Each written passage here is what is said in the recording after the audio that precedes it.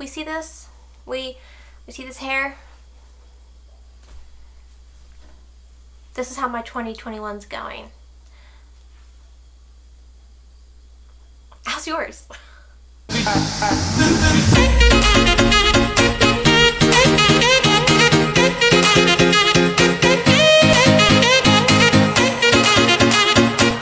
guys, and welcome back to my channel, and happy New Year. It is now 2021, and yeah, so new year, new month, new reading goals, new reading TBR. So that's what this video is about. I'm going to be talking a little bit about my reading goals for 2021 and then my January TBR, because I was going to do two separate videos, but I figured I'd just do it in one because why not? But if you're new here, my name is Katie and I make bookish style videos. If you like bookish style videos, be sure to give it a thumbs up and hit the subscribe button if you're new and you'd like to see more of these types of videos. But other than that, let's just get into my reading goals for 2021 and my January TBR. Okay, we're gonna try it without the glasses because my ring light was like shining terribly on them. So get ready for a disaster because I can't see what I look like in there. But anyway, we're gonna start with the reading resolutions first, and then we'll get into the books that I hope to read in this month of January. Okay, so my resolution number one is that I would really like to have like a dedicated monthly TBR, because I'm so much of a mood reader that I'll just read kind of whatever like I feel in the moment. I will quit books in the middle, go to something else. I will start two books at the same time. It's just a hodgepodge, which is fine. I mean, you can read however you want. Just for me, I'd like to, because I have such a long TBR as it is, I'd really like to like knock out some of these books this month. Not this month, there's no way. This year. Let's try that. The year. So I'd really like to have like a set, like these books that I say I want to read in January, these are the ones that I'm going to read in January. Maybe. Like I said, it's all about willpower, and it's just something I really gotta like stick to it. But having like a set TBR for each month is what I'm aiming for this year. Okay, my second goal is to become more consistent with reading every day. Because there'll be some days where I don't read at all, and then there'll be some days where I read like a lot. But like, it varies. I'm planning on setting aside time each and every day just to read. Especially if I put it in my planner, I tend to like stick with it, have it there, because that way I know I'll be reading something every day, other than textbooks and study guides the first half of the year, which is sad, but true. My third goal is to be more consistent with Bookstagram. I tend to like, I'll go on these sprees where I'll post like every day, and then I'll like not post for a week, and then I'll go back to posting like every other day, and then I won't post for a week. So far I have posted every day in January. Yes, that's not a big thing you should be proud of, but it is for me. It's the small things that count. And I posted yesterday, and I will post again today, so 2 days in a row. Woo woo for me. But yeah, that is something that I'm really planning on just like being more consistent with this year. Number 4 is to read more romance and more thrillers, because I have a lot of those, because I cataloged all my books the other day. No, it was like 3 days altogether, because I had to take a break. Because I did these books first, and you can't see, but I have a pile behind me, and I have a pile in front of me that I have to haul still. I did the ones behind me, by the way. And then I have books over there, and then I have books over on the other side of my room, and then I have books over on the other side of my room. So I cataloged them all, put them in genres and everything, so I have a lot of romance books. And I don't have as many thrillers. Thrillers are like the least amount that I have compared to like classics. I have like 3 or 4 classics. But I really would like to read some more thrillers. And when I say thrillers, you know what we're saying. We're not saying like horror. I don't want to do horror, but I will do a little thriller, a little spooky spook, as we say on this channel. But I don't want the scary things, because I'm alone right now in my house, and I don't want to scare myself as I'm talking about the books, because that's the kind of person I am. I will scare myself. So Yeah. More romance, more thrillers. Goal number 5 is to read double the books that I read last year. 2 days ago.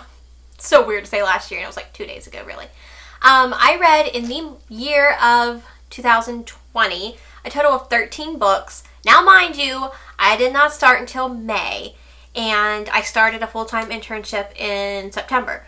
So, and I was working from May to September, and then my internship started. So, I like to think that I read that many in that span of time. I should be able to double it with being able to start at the beginning of January, even though like the first part of the year is going to be dedicated to studying for my NCE.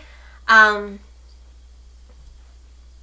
still like to think I'll get some reading done during that time, but my goal is to read a total of 26 books. It's on my Goodreads for this year, so we'll hope and see where I am at the end of this year. Hopefully I can read more. I'll probably read less, but I'm just shooting for that 26. We'll see. Reading goal number 6 is to do not feel guilty about DNFing a book. And if you're new to the book world, DNF is do not finish, did not finish. I have a habit of like having to finish a book even if I'm hating it. I don't know why. I guess because I'm thinking I spent money on it, I need to finish it even if I'm really not liking it. But this year I'm really going to try to like not feel guilty. Sir, can we not run? Sir? Thank you. And I think I always feel guilty about not reading the book. And I have like FOMO. Like I'm like, well, I need to finish it because what if something really cool happens in the book? And then like I read it and nothing does. And I'm like, oh my God, I wasted time on reading this book when I could have just put it down. So that's a big goal of mine, is to not feel guilty about DNFing books this year. And then my last goal for 2021 is to keep a reading journal. I have been like going down the YouTube rabbit hole of bullet journals for reading, and I have just been wanting to do one. So I bought a bullet journal. We're going to do it. It's going to be fun. I like to journal, and I always wanted to like keep like a reading journal. So we're just going to do it. Have I started it yet? No, but that's okay. It's only the 2nd. I have time. Before I get into my January TBR, be sure to let me know down in the comments what your reading goals are for 2021 as well. And without further ado, here are the books that I plan to read for this month. Now, I gave myself a realistic goal. I was not going to give myself like an outrageous goal of like 8 books and then not do it and feel terrible about myself. So I got 5 books. We have 5, okay? 5's a good number. It's probably not going to happen because I know me, but I can push myself a little bit. So yeah, we'll try it anyway. The first book that I need to finish is one that I'm currently working on, and that is A Court of Mist and Fury by Sarah J. Maas. I still don't know how to say her name. However, this is currently sitting at a 5-star rating. I love this book. I love Rhysand. I want him in my life. I want him under my tree next year along with the Duke of Hastings from Bridgerton. I'm greedy and I want both. That's right. But this right now is a 5-star. And I am currently halfway. And I would really like to finish it in like tomorrow, which I probably will do. So, gosh darn it, I love this book. The next one on my list is to read the 3rd installment of A Court of Thorns and Roses series, which is A Court of Wings and Ruin. Again, this is about as big as the Court of Mist and Fury. Did I say A Court of Wings and Fury? I meant Wings and Ruin. I don't know what I said. And I don't like when bookstores put the sticker on the front. Thank you. That's terrible. Can you just put on the back always, please? Thanks. Anyway, this is the 3rd book in the series, and then there's the 4th, and then the 5th one comes out in February. And I'm so excited. She just put a little tidbit of it today, a little sneak peek. It sounds amazing. I just can't say enough about these books. I don't know why I didn't read them. I waited so long. Well, I didn't know about them, to be fair, until like April. And then I didn't read the first one until October. But I don't know why I waited those so many months anyway, but still such, oh my god, I love this series. The next book I chose was like, I kind of wanted to read a book from like every genre kind of type thing. I don't know where you would stick this. Is this adult? Is this new adult? I don't know. That's kind of like fantasy. Correct me. I know it's fantasy because it's fairies. But this one is The Invisible Life of Addie LaRue by V.E. Schwab. And this was everyone's like most anticipated last year, but I am behind all the time.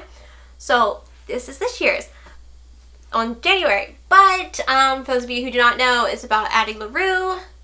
Duh. And she makes a deal to live forever, but the consequences of that is that no one remembers her after like she leaves their eyesight. Like she leaves the room, she comes back in, no one remembers meeting her, so she kind of has to live a very lonely life until around 2014, because this happens in like 1700, so she lives like 300 years. And then in 2014 she's in New York City and she meets a guy and he remembers her. So quite interesting if I do say so myself. But I heard a lot of people like this book. I heard a lot of people didn't like this book. I heard it's a rather slow book. And I really like to have like the action like grab me. So I can like, slow burns are fine. I don't know if it's really not a slow burn. It's just a slow moving book altogether.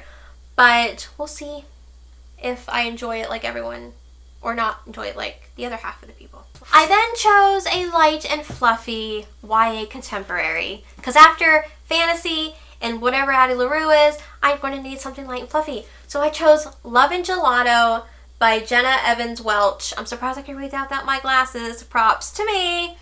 But this is in Italy.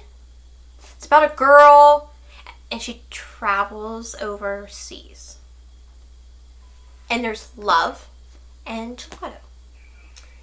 All I know is like there's like 3 in the series. There's Love and Gelato, Love and Luck, Love and Olives. You hear my scanner?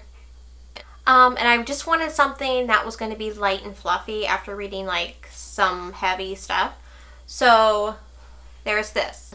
And then the last book that I have chosen for this month is like a thriller-ish book. I know, who is she doing thrillers in January? I don't know. But I chose The Twin by Natasha Preston.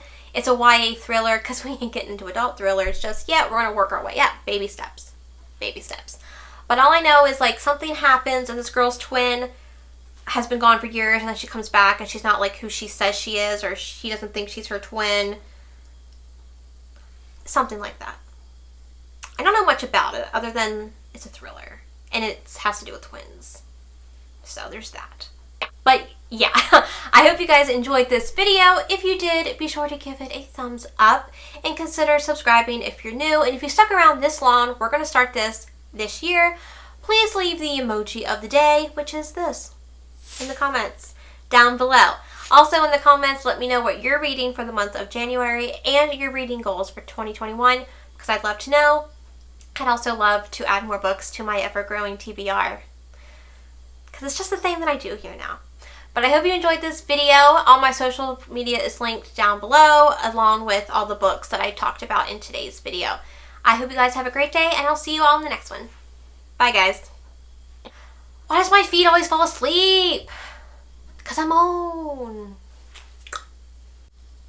Oh, there she is.